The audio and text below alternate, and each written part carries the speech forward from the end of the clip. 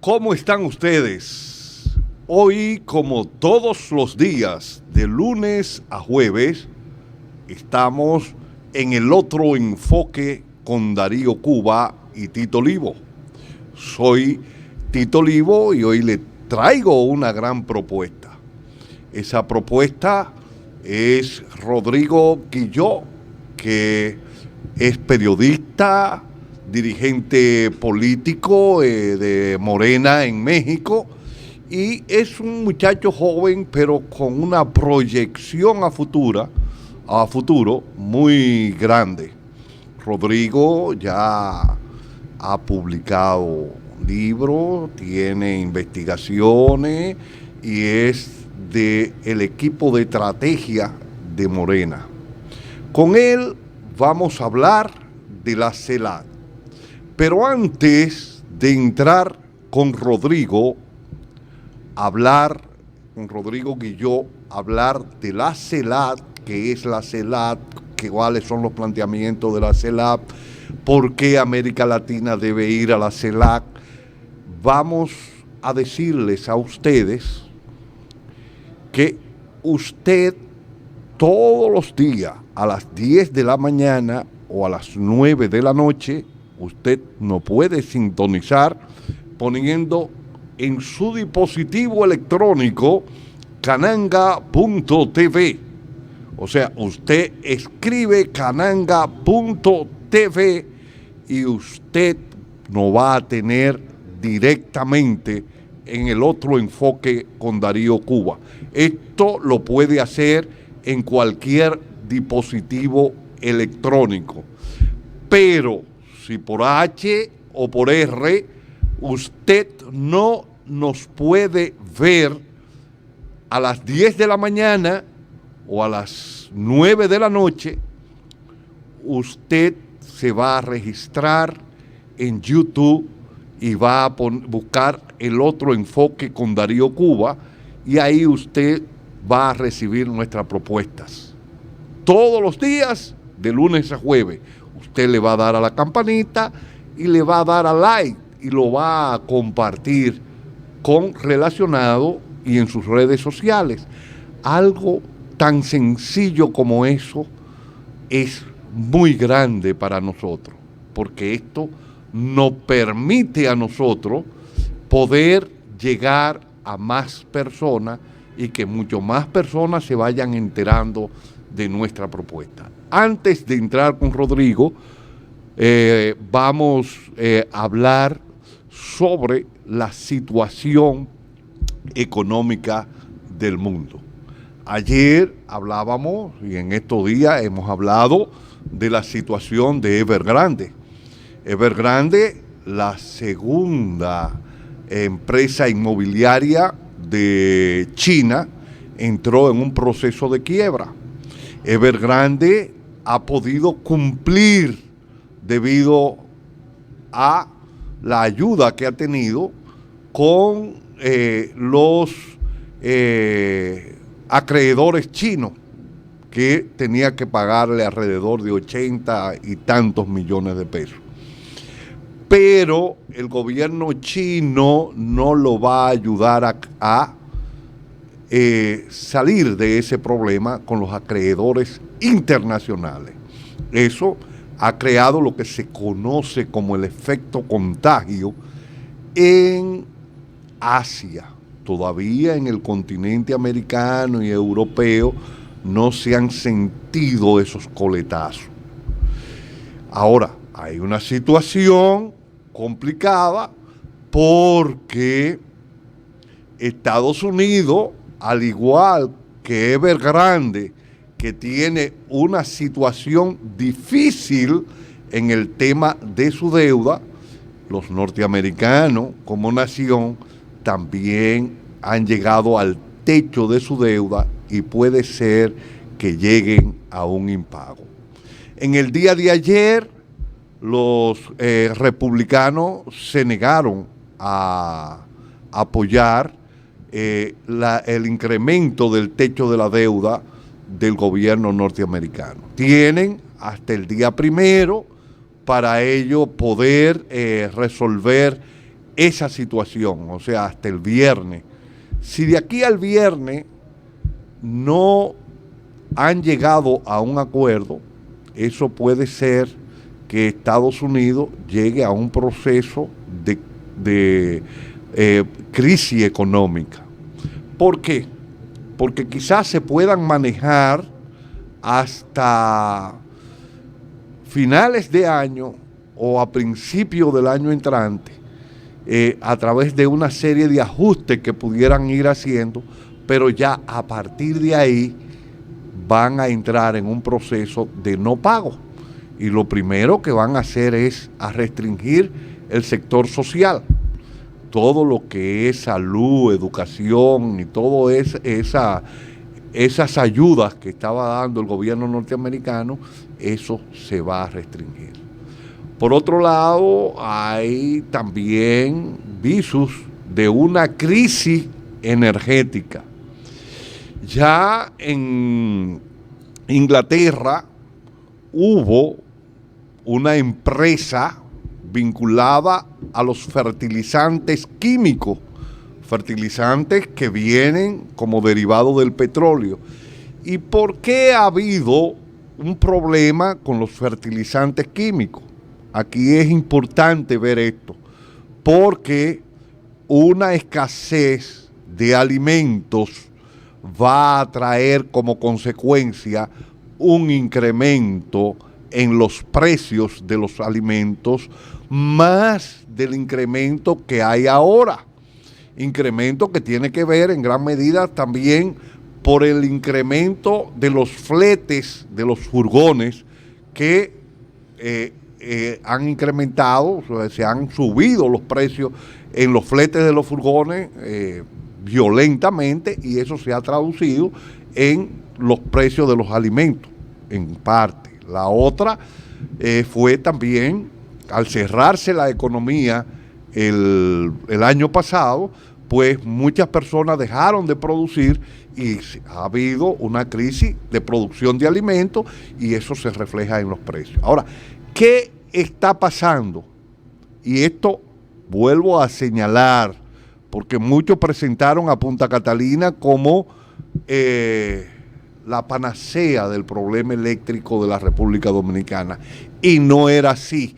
Nosotros en el Comité de Lucha contra el Cambio Climático decíamos que esto era un error, y lo veníamos diciendo desde el 2013, y en el 2014 pudimos traer a la República Dominicana a Pachauri, premio Nobel, que ya falleció, pero que en su momento dijo que el carbón iba a escasear, y vamos por parte. En Inglaterra hemos dicho que se paralizaron la producción de abonos químicos y eso se reflejó en toda Europa. Aunque ya el gobierno inglés ha rescatado a esta empresa, pero ¿por qué se paralizó? Bueno, ellos utilizan para los frigoríferos gas natural, y el gas natural ha ido creciendo violentamente el precio.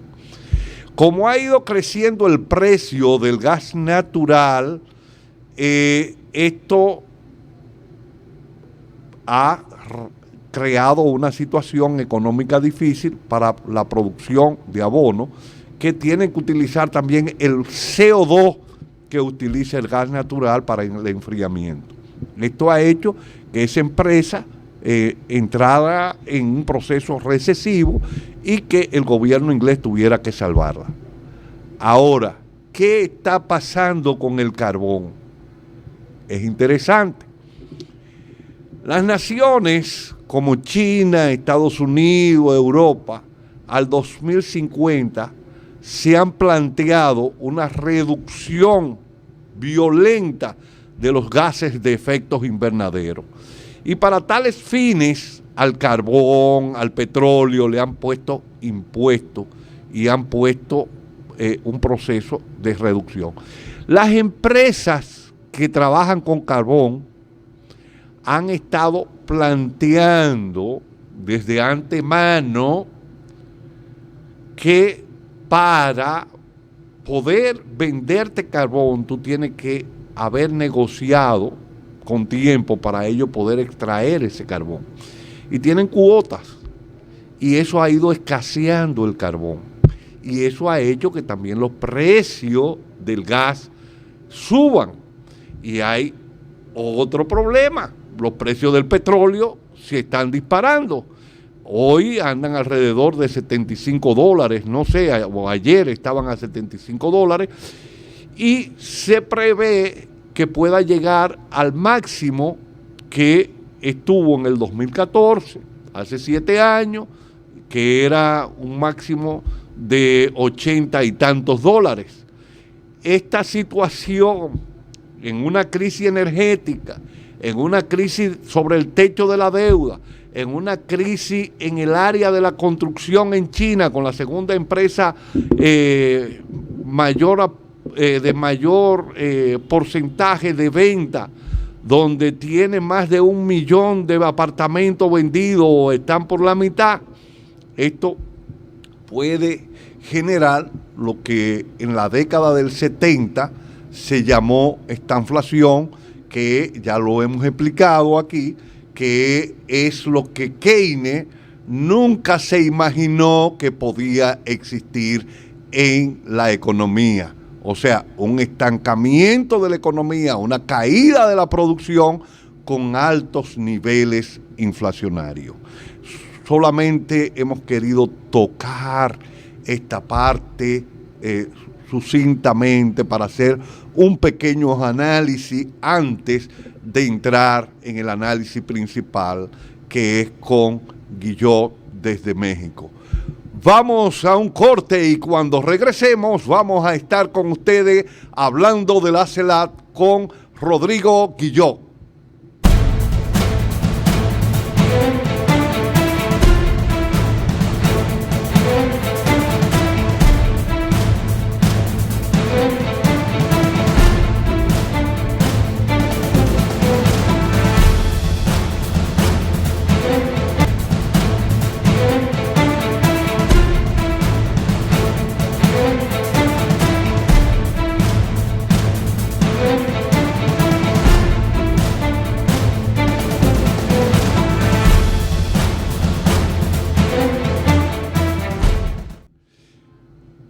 Como hemos venido hablando ya desde hace varios días, en México se efectuó una reunión de la CELAC, la reunión de todos o todas las naciones latinoamericanas, excepto Estados Unidos y Canadá. O sea, ahí no tiene nada que ver Estados Unidos y Canadá, y este es un escenario para tratar de resolver los problemas de nuestras naciones a través de nosotros mismos. En México hubo esa reunión y hoy vamos a tener con nosotros a Rodrigo Guillot, periodista, miembro del equipo de formación política de Morena, un muchacho joven, pero que tuvo que ver mucho con lo que López Obrador llamó en el 18 esas benditas redes, cuando el gobierno, el presidente López Obrador, no el gobierno, en su partido, recibía la embestida de parte de la prensa y pudo romper ese cerco mediático a través de las redes sociales y a través de la comunicación alternativa. Rodrigo fue un muchacho que jugó un rol importante dentro de ese esquema. Y con él vamos a hablar de la reunión de la CELAC.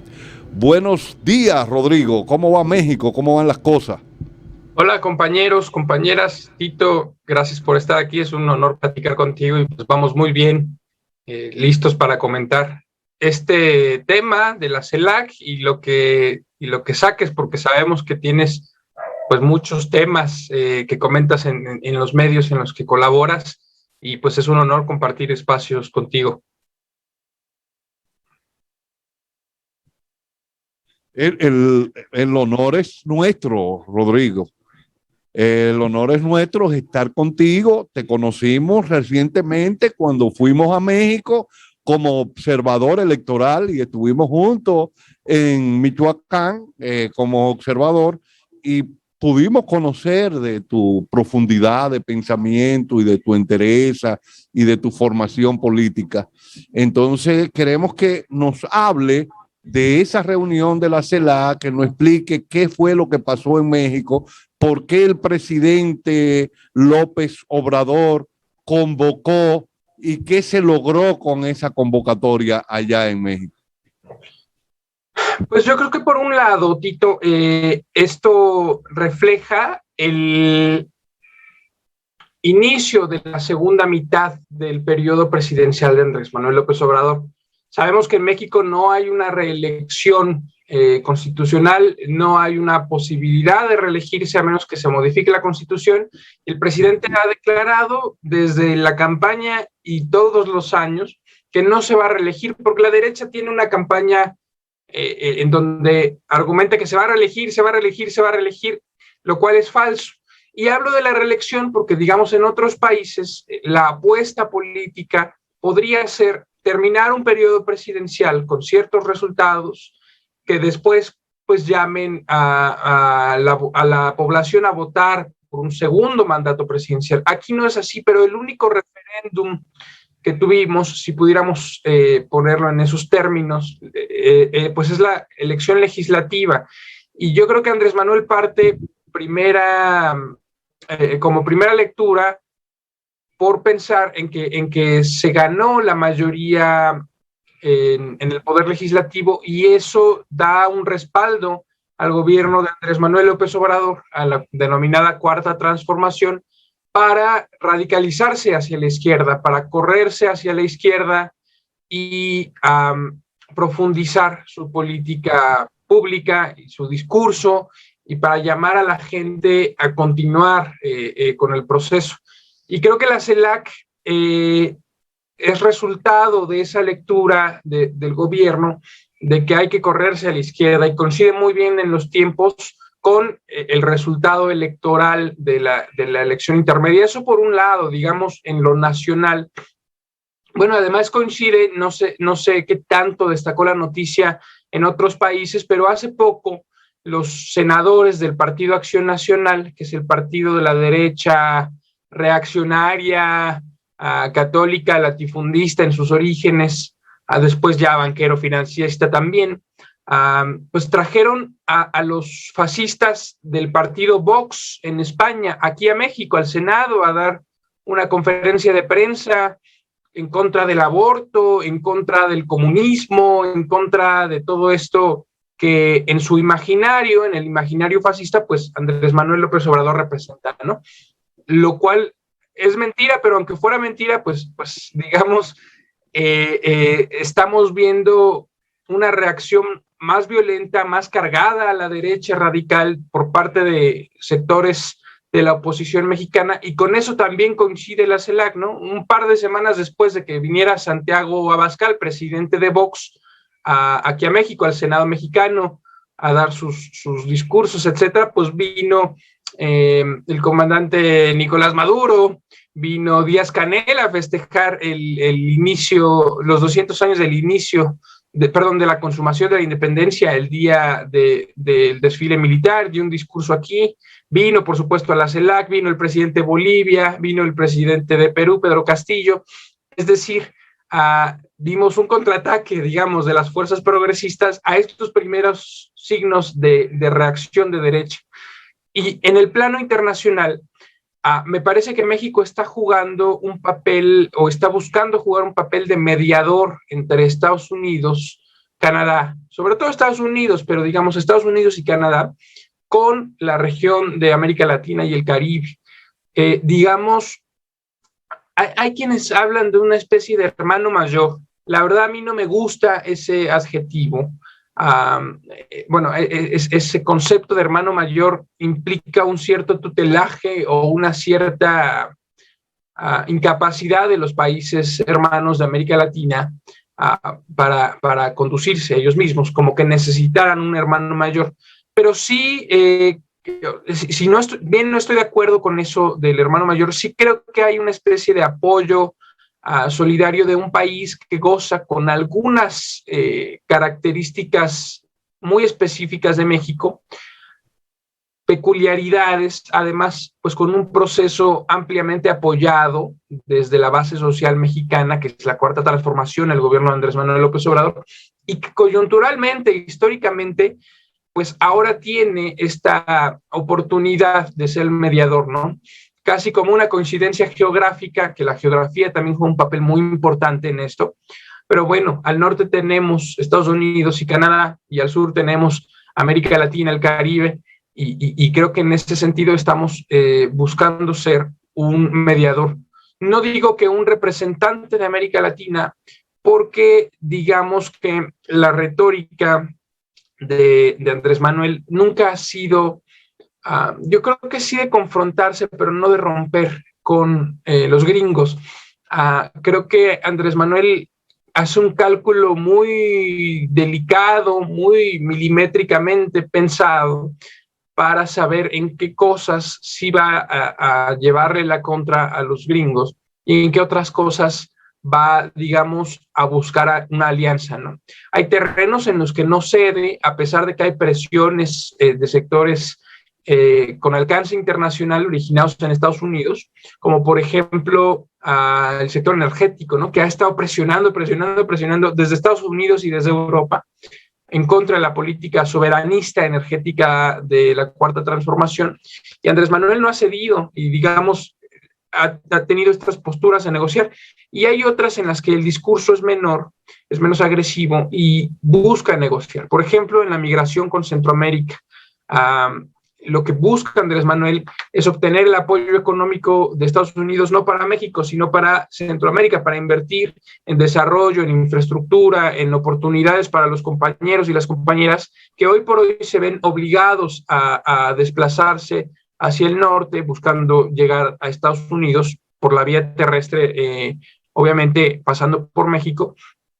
Y eso pues ha sido un esfuerzo diplomático de Andrés Manuel, que digamos no ha sido tan radical como otras cosas, pero creo que partiendo de un cálculo pragmático de cómo vamos a lograr mejores entendimientos. Y en ese sentido, con América Latina juega un papel también de aliado estratégico, en donde pues le da el reconocimiento que algunos países le niegan al gobierno democrático de Venezuela, ¿no? En donde brinda un espacio además para que reviva un foro tan importante como la CELAC, que llevaba ya varios años muerto o estancado, y en donde se pueden vertir opiniones incluso contrarias, en donde se pueden defender ideas y en donde se pueden pues buscar proyectos de avance para la región, ¿no? Se habló de la búsqueda de integración, se habló de la soberanía alimentaria, se habló del cambio climático, que es una cosa muy importante y que además tiene efectos devastadores en algunas islas del Caribe, por ejemplo, en algunos países que tienen más vulnerabilidad por cuestiones geográficas y por cuestiones económicas a los efectos del cambio climático.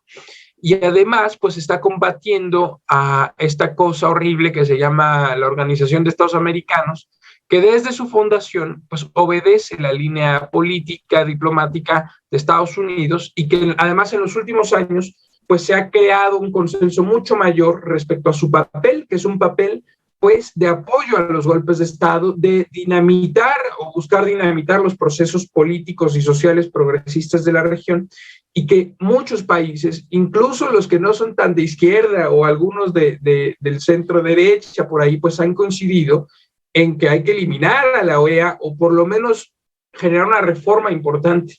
Y creo que México, combinando estos dos contextos, estas dos temporalidades, lo local, lo nacional, el avance de retóricas agresivas en la derecha, pero también el respaldo popular al gobierno de Andrés Manuel, y lo internacional, esta mediación con Estados Unidos y esta búsqueda de abrir y de facilitar espacios para el diálogo regional latinoamericano y para fortalecer la soberanía nacional, las soberanías nacionales latinoamericanas, al mismo tiempo que promover la integración, pues creo que todos estos esfuerzos en estos contextos se juntan en la CELAC y me parece que tenemos un ejercicio de relaciones internacionales muy interesante y muy rico en propuestas, en significados, en simbolismos, y que del que pueden ir surgiendo pues nuevas cosas. Habrá que ver cómo se desarrolla la consecución de las propuestas, ¿no? Quiero ver ya, por ejemplo, cuando se reúnan los países de la OEA, a ver cuál es la propuesta o las propuestas que vierten los países que se reunieron ahora en la CELAC. Pero creo que contextualizando como ya lo hicimos, este ejercicio es pues un ejercicio de resultados positivos y que puede dar para adelante siempre y cuando pues los gobiernos demos consecuencia a las acciones y los pueblos sigamos respaldando los procesos nacionales. Así es, hermano. Yo recuerdo que en su discurso de campaña, López Obrador decía en el 2018 que tenía que tener unas buenas relaciones con Estados Unidos. Y él planteaba esas buenas relaciones con Estados Unidos por la cantidad de inmigrantes mexicanos que estaban radicados en Estados Unidos. Y la importancia de las remesas en la economía mexicana. Es un asunto complejo y que hay que analizar. Las remesas no solamente han tenido importancia en México. Después de la aplicación del modelo neoliberal y la precarización salarial que se dio a partir de la década de los 70, pero principalmente en los 80 y 90, la migración de nuestros conciudadanos hacia territorio norteamericano fue violenta. Anteriormente, nosotros dependíamos de la exportación de azúcar, café, cacao y tabaco. Aquí en República Dominicana dependíamos de lo que se conoce como economía de postre. Y esa era nuestra principal fuente de ingreso. Como eso andaba la economía dominicana.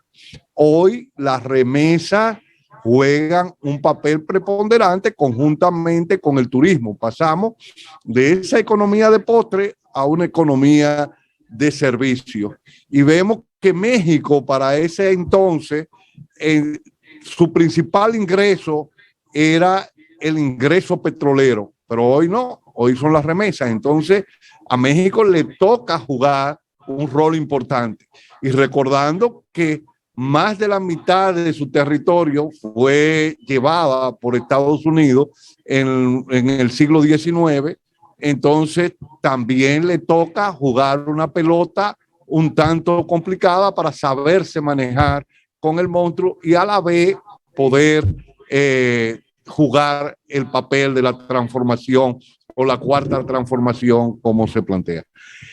Yo quería que dentro de ese juego sobre la CELAC y las negociaciones que se está dando en México con la oposición venezolana y el gobierno venezolano, ¿qué tiene esto que ver con la CELAC y cómo van esas negociaciones en México? Sí, bueno, un poco para redondear también lo que comentabas sobre la relación México-Estados Unidos, decirte que acá los expertos en política exterior, en la materia, desde la academia y desde la práctica de política exterior, pues hablan del factor geográfico y del factor demográfico, pero además del factor económico. Es decir, el hecho de que compartimos la frontera más larga con Estados Unidos, ¿no? Una frontera larguísima también, el norte de México y el sur de Estados Unidos. El hecho de que nuestras poblaciones, digamos, también comparten espacios territoriales. Hay muchísimos mexicanos en Estados Unidos. Se piensa que el 10 al 20% de los mexicanos en el mundo están en Estados Unidos. Y también hay una población de estadounidenses importantes acá. Hay una cultura compartida en algunas regiones muy, muy marcadamente, ¿no? Tanto Estados Unidos como de México. Digamos, hay una mezcla cultural, incluso lingüística en algunos lugares, sobre todo en Estados Unidos, que hay ciudades en las que... El Tex-Mex, el Tex-Mex. Claro, por ejemplo, ¿no? Mezclas musicales o productos que se consumen en algunas regiones del país, sobre todo en el norte mexicano, que vienen de Estados Unidos, o formas de entretenimiento, incluso formas de pensar o lógicas políticas que se comparten de manera transfronteriza, por pensar en algunas cosas. Y por supuesto la economía. Somos el primer socio estadounidense comercial. Somos también un espacio por donde pasan mercancías todo el tiempo, tanto para México como para Estados Unidos. Ellos también son nuestro primer socio comercial.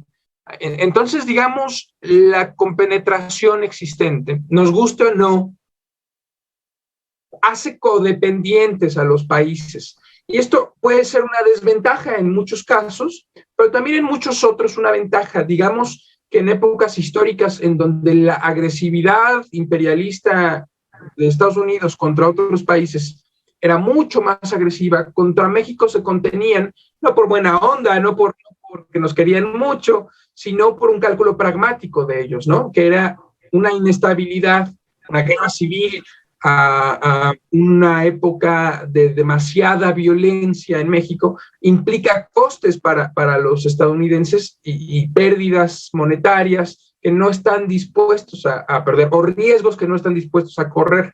Pienso, por ejemplo, en la Primera Guerra Mundial, en donde el gobierno alemán le ofrecía a México, a cambio de pasar por la frontera, digamos, brindar la frontera a los alemanes, para atacar a Estados Unidos, le decía, si nosotros ganamos la guerra, pues nosotros te vamos a regresar los territorios que te robó Estados Unidos en los años pasados, ¿no?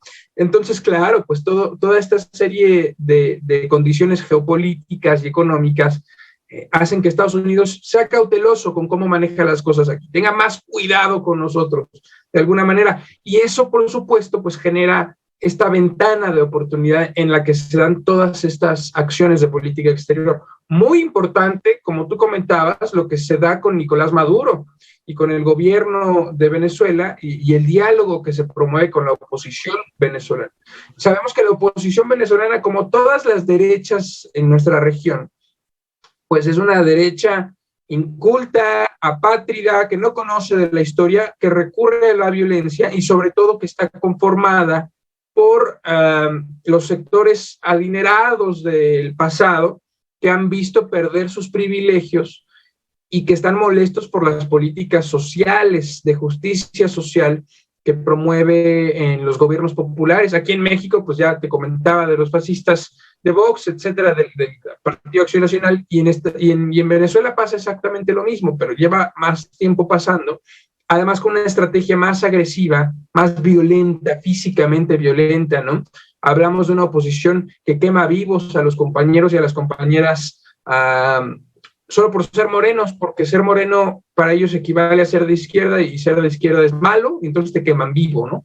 Hablamos de gente que se entrena en lugares como Colombia o algunos incluso en agencias internacionales en otros países, para generar inestabilidad en las calles, para sembrar la violencia, claro, apoyados por los medios de comunicación masivos, por el Departamento de Estado de Estados Unidos, por estos grupos de choque y que buscan dinamitar los procesos desde abajo, levantados desde abajo, forjados desde abajo, con un inmenso apoyo popular y que buscan cambiar la narrativa respecto a ellos a través de estos actores clave, ¿no? Los medios de comunicación, las calles, el calentamiento de calles, el sembrar la violencia y, claro, un sector político de partidos que está pues recibiendo línea, recibiendo dinero y recibiendo apoyo de los burgueses y de los gringos, ¿no? Y en ese contexto de inestabilidad, de campaña constante, feroz, de ataque brutal contra el gobierno democráticamente electo de Venezuela,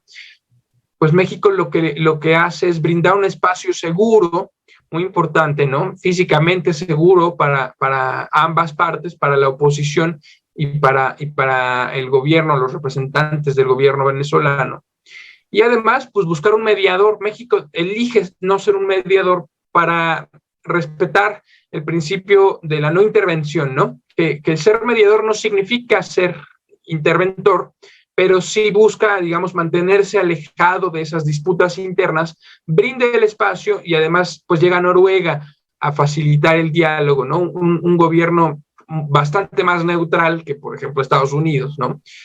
Y que además, bueno, esto me parece representa un nuevo fallo, perdón, una nueva falla de las derechas más reaccionarias venezolanas que han buscado pues cancelar la vía democrática porque suelen perder cuando van a las urnas.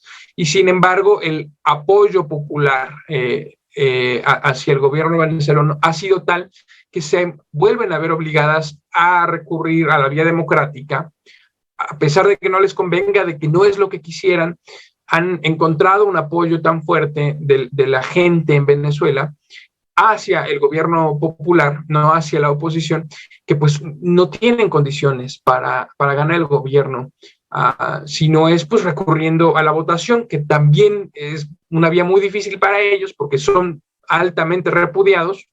Pero bueno, ahora se sientan a negociar y creo que México juega un papel importante en ese sentido porque está brindando un espacio para que se dé esta solución.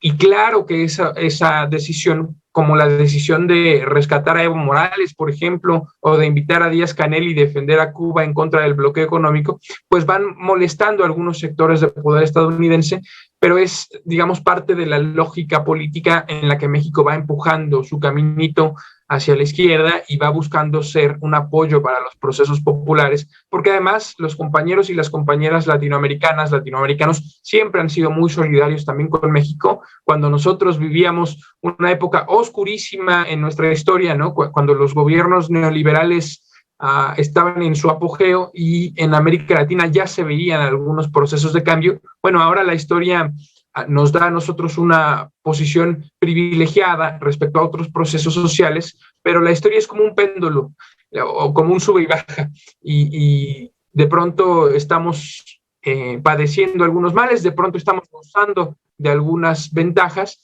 y lo importante es saber buscar la solidaridad cuando la necesitamos y saber brindarla cuando tenemos la oportunidad de darla. Y creo que México está haciendo eso en su política internacional. Así es, hermano. Carlos Marx, en el 18 Brumario, haciéndole una crítica a Hegel, que decía que los hechos se repetían varias veces en la historia. Marx decía, sí, unas veces se repiten como tragedia y otras veces se repiten como comedia.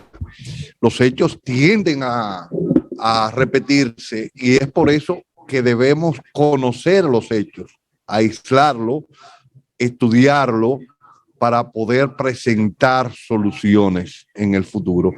En cuanto a la presentación de soluciones, vimos que Morena tuvo un éxito en las elecciones pasadas, donde yo fui observador, aunque Morena se puso la vara muy alta, buscando una cantidad de diputados y senadores, diputados en este caso, y en el término de gobernación sí pudo pasar.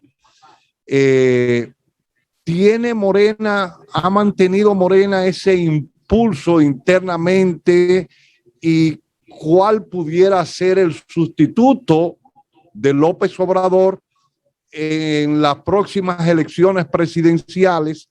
Porque él ha dejado claro que no va a ir a una reelección presidencial.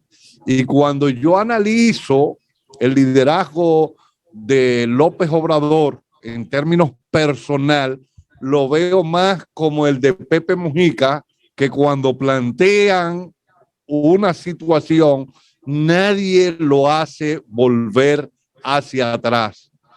Ellos te dicen, no voy a tomar de esa agua, por ese camino no voy a cruzar, y lo hacen.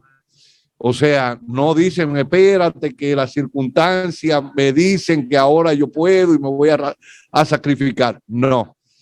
Todo indica que López Obrador no se va a reelegir y se necesita un liderazgo fuerte que pueda seguir impulsando la transformación en México. ¿En quién puede recaer eso?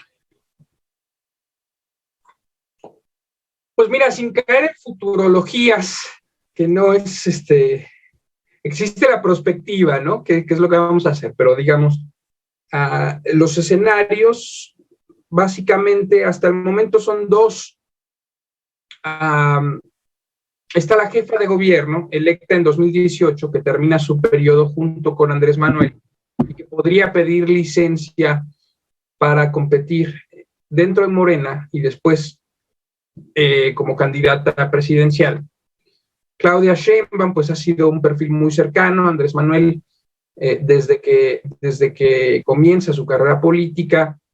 Ha jugado un papel importante, ha sido coordinadora de la campaña de Andrés Manuel, vocera de la campaña de Andrés Manuel, ha coordinado diferentes actividades políticas en Morena, y bueno, ahora es jefa de gobierno, ¿no? Y tiene uno de los índices de popularidad más altos, un nivel de reconocimiento y de aprobación alto también, y buenísimos resultados en su gestión de la Ciudad de México. Está también Marcelo Ebrard, canciller mexicano, que también tiene un recorrido importante con Andrés Manuel. Él llega como miembro del PRD a buscar la candidatura en 2012 y la cede, digamos, después de una encuesta acordada en común con Andrés Manuel y Marcelo Ebrard. Marcelo Ebrard apoya abiertamente a Andrés Manuel y bueno, después del fraude de Peña Nieto hay una persecución fuerte contra Marcelo Ebrard en la Ciudad de México y él se tiene que ir unos años del país y regresa para esta campaña de presidencial de 2018, es propuesto como canciller y ha hecho un papel fenomenal. Gracias a él, en muy buena medida, pues todo esto que comentábamos sobre la CELAC, por ejemplo. Además de que como jefe de gobierno de la Ciudad de México también fue muy, muy destacado. Entonces, ambos perfiles son brillantes, son de vanguardia.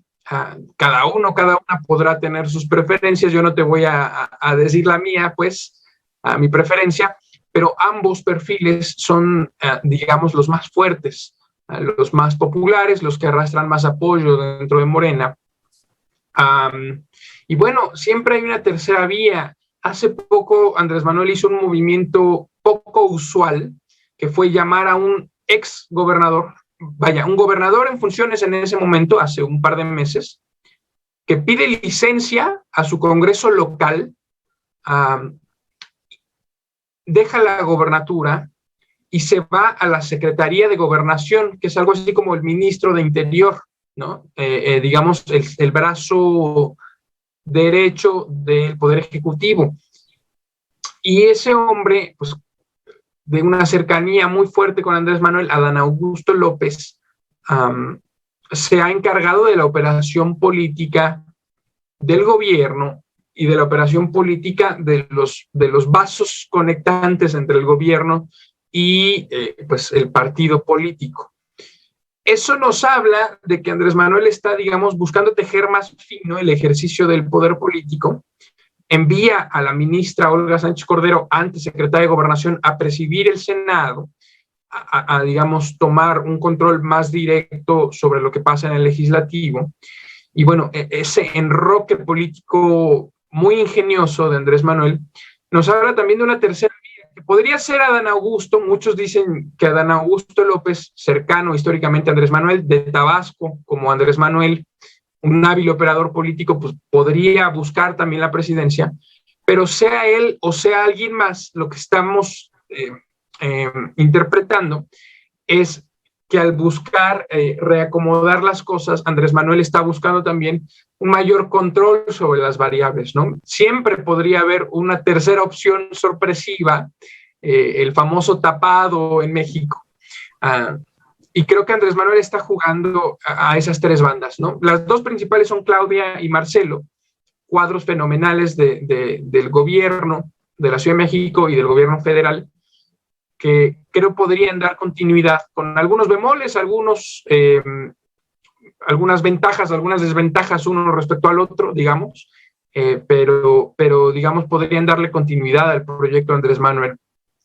Y sobre todo descansar en el apoyo popular, que eso es muy importante, ¿no? Que el apoyo popular continúe y que la gente siga presionando a los diferentes sectores de la burocracia, del gobierno, que quieran mantenerse bajo la inercia del pasado.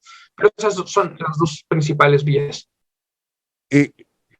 Rodrigo, el tiempo es el que manda y ya nos están haciendo señas, pero antes te vamos a dar la oportunidad para que tú te despidas en estos últimos 2 minutos y nos diga cuál es el juego de Gerardo Noroña, que dentro del PT él aspira a la presidencia y si pudiera ser apoyado por Morena si ganara en una encuesta. Mira, Gerardo es un diputado federal activista de hace muchos años también, que jugó un papel muy importante y muy cercano a Andrés Manuel mucho tiempo. Después se distanciaron, él mismo lo comenta, por razones ideológicas, pero siguió apoyando y además es uno de los perfiles que más reconocimiento y apoyo popular tiene a nivel nacional, lo cual es un mérito increíble porque no ocupa una Secretaría de Estado, no ocupa un gobierno ejecutivo local, es un diputado federal, un miembro del Parlamento, del Congreso, de la Cámara Baja, que sin embargo recorre el país, habla todos los días en sus redes sociales, tiene un impacto muy alto en la opinión pública, y ha dicho que buscará la presidencia, pero también ha dicho que no buscará una candidatura que divida al movimiento. Es decir, que mientras él no sea digamos, el más fuerte, pues él apoyará a quien sea el más fuerte para garantizar la unidad. Ya buscó también una candidatura independiente en el 18 y optó correctamente, me parece, por apoyar la candidatura presidencial de Andrés Manuel. Entonces, en ese sentido, creo que sería también muy temprano para decir qué va a pasar, pero me parece que la gran valía de nuestro compañero Gerardo es que a pesar de que es claro en sus aspiraciones y de que busca por las vías legales y políticas cumplir esas aspiraciones y es transparente con la ciudadanía y una gran cantidad de la gente lo apoya, cuando el partido toma otras decisiones o cuando el consenso es otro entre las diferentes fuerzas políticas, Gerardo apoya la unidad.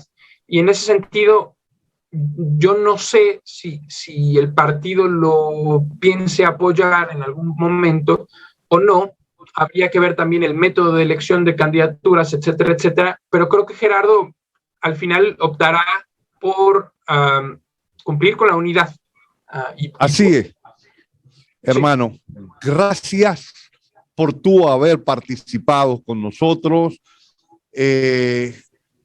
Estamos altamente complacidos. Ya hemos llegado al final de nuestro programa. Y como le dije al inicio, con Rodrigo Quillot vamos a tener un excelente programa. Y así ha sido. Y ha sido porque él, a pesar de su juventud, tiene profundidad en el pensamiento. Hemos llegado al final.